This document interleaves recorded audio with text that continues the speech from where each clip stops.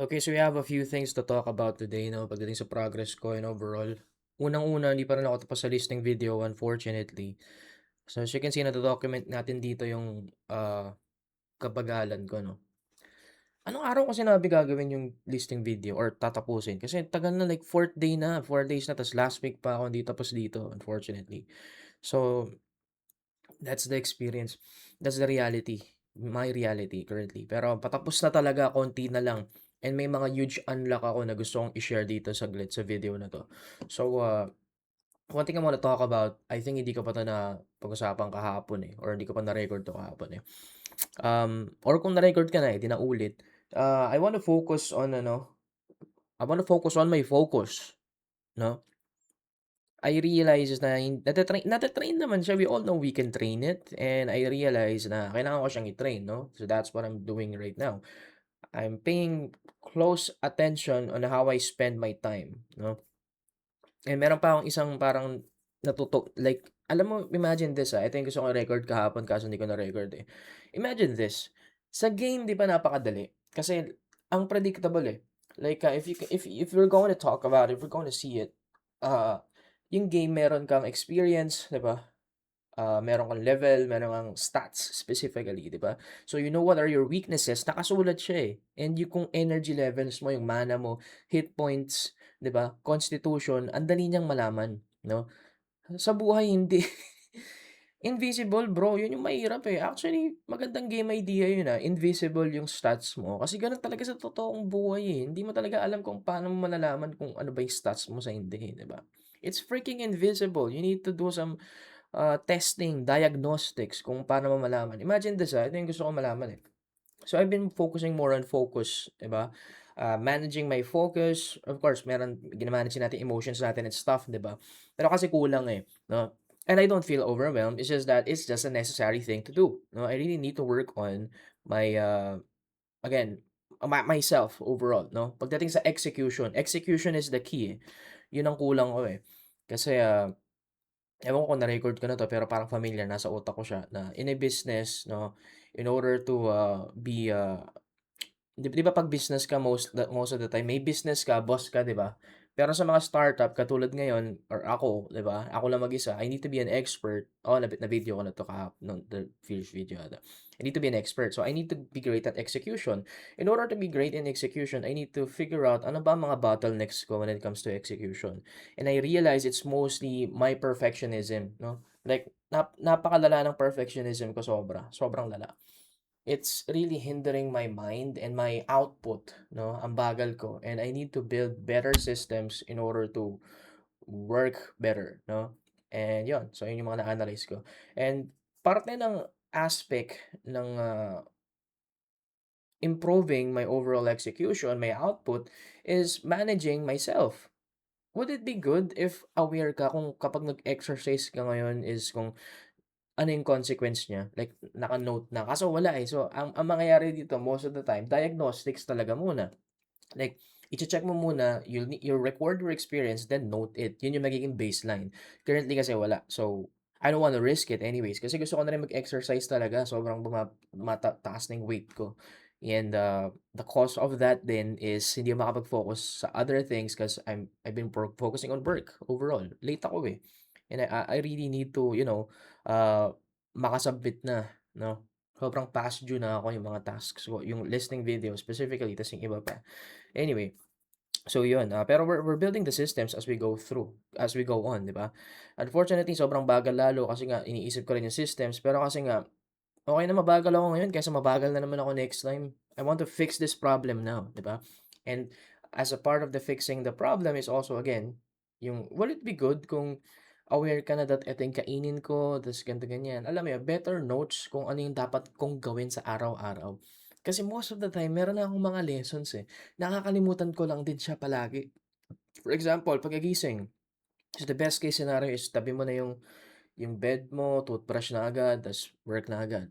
Unless meron tayong situation kagaya ngayon, 'no, meron tayong, I would say, addiction situation dito, 'no, hindi ko na kailangan mag-elaborate, 'no.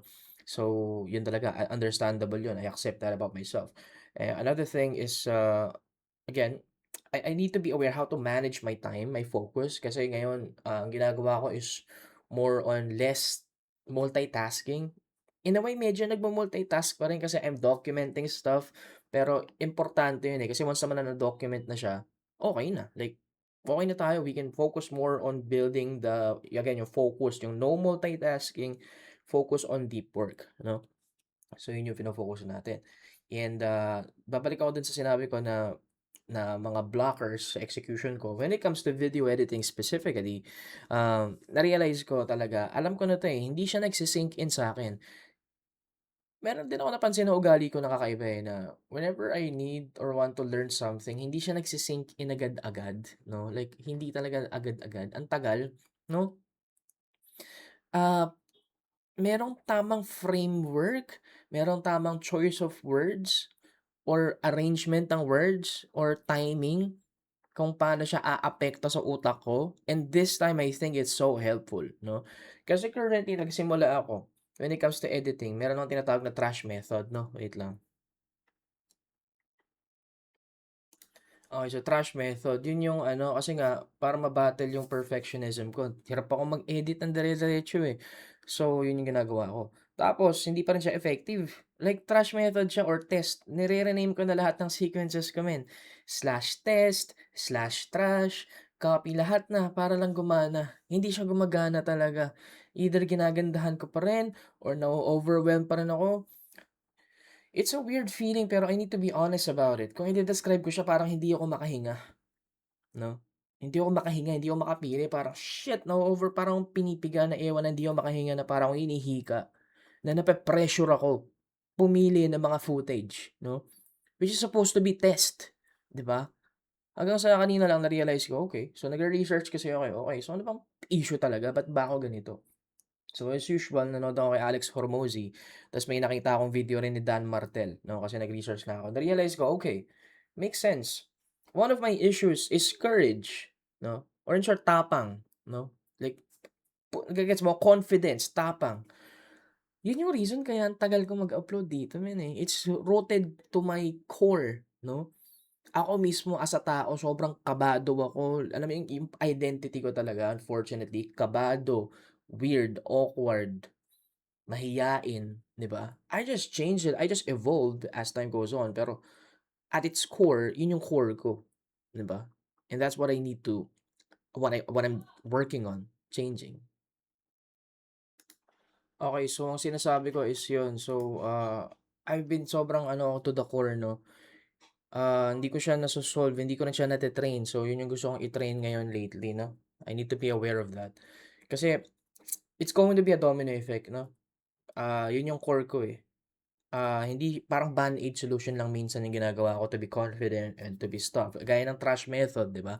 Hindi pa lang siya gano'n ka-effective, mas effective pala yung bago kong natutunan na, okay, just choose a footage. Alam ko na 'to, eh, naturo na 'to sa'kin ng coach ko na hinire ko before, eh, na just put some footage, don't think about it. 'Wag mo isipin kung maganda. Kaso nakalimutan ko na, ay oo nga pala 'wag kong isipin kung maganda. Pero at the back of my mind kahit trash method siya, iniisip ko kasi kung maganda ba o hindi. It's a simple thing, very simple. Napaka-simple lang niya pero hindi ko siya naisip or nakalimutan ko siya or what. Kaya minsan talaga okey lang din yung repetition, eh, 'no. Like ulit-ulitin mo sa utak mo kung ano ba yung gusto mong ma-solve, ano ba yung issue para magugulat ka na lang, "Ay hindi ko napansin 'to, ah." 'Pag na-fix mo, eh, di okey, 'di ba? It's kinda good. So repetition lang talaga, it's okay. And again, yun ang gagawin ko ngayon. So I hope na mas mag-improve pa ako overall kasi I'm going to be honest with you, ang laki ng improvement ko emotionally. Tsaka sa everyday life ko, my quality of life, nung sinolve ko yung anger management issue ko to the core when it comes to work side. Madalas ako magalit, eh. I just had an epiphany na I really need to fix this, 'no? It's not healthy for the company overall, 'no? And yun, inayos ko siya and I can see improvement, 'no? And since lahat na problem solved na yun, ito na yung next problem natin which is I think and I hope. Actually, not hope, eh, malapit na, eh. I can feel na mafi-fix ko na siya, which is good, 'no? Kasi again, yun pala ang issue ko, okey, so wag ko pala isipin muna kung maganda ba ang isang bagay, 'no? Just ilagay mo lang, ta's tsaka natin i-fix, okey? Just be aware of it or note, 'no? Just add some notes. Napaka-helpful nun, man. Hindi ko siya na-realize agad, pero at least okey. I think we're getting it. So yun yung isa. And again, medyo tactical yung part na yun, eh. Pero again, I really want to, improve my courage 'no, yun yung na-realize ko talaga. And, yeah. So, yun ang masasabi ko, ang ganda sana kung aware tayo pagdating sa stats natin sa buhay 'no. Kung kapag kumain tayo ng for example, pizza, ngayon kakain ako ng pizza, ano bang effect nito, magce-CR ba ako, ganito, ganyan. Just taking notes 'no, and good thing may AI na ngayon and I'm even recording my as you can see here, I'm even recording this, session that we're talking about right now, ito. Kasi, I've been doing this, to improve 'no. Tapos meron ding video si Dan Martel na hindi ko pa napapanood, eh. Hindi ko tinapos kasi I need to work na 'no. It's all about edit 'no, and I need to have a better, relationship with fear then. So, kasi ang fear sabi ni Dan Martel is, false reality appearing real? Nakalimutan ko, eh. Anyway, so yun ang point ko, it's good. This is a huge and good, insight for me. Mabagal ako pero okay lang. I'm solving it, I'm fixing it. And I think this huge shift 'no, mind shift is really helpful for me. We will see, okay? So babalitaan kita bukas kung anong result nitong bago kong natutunan and, I will also share kung ano yung mga, struggles ko kung kasi ngayon, to be honest, hindi ko pa siya ina-apply. Pero ang sarap niyang isipin, like, I think okey na ako dito pero hindi pa ako nag-e-edit, eh. So, titignan natin, okey? So, yun lang naman, so it's the 4th day na ng week 'no? So, yun. So, okey naman tayo, so good, so far so good pagdating sa recording.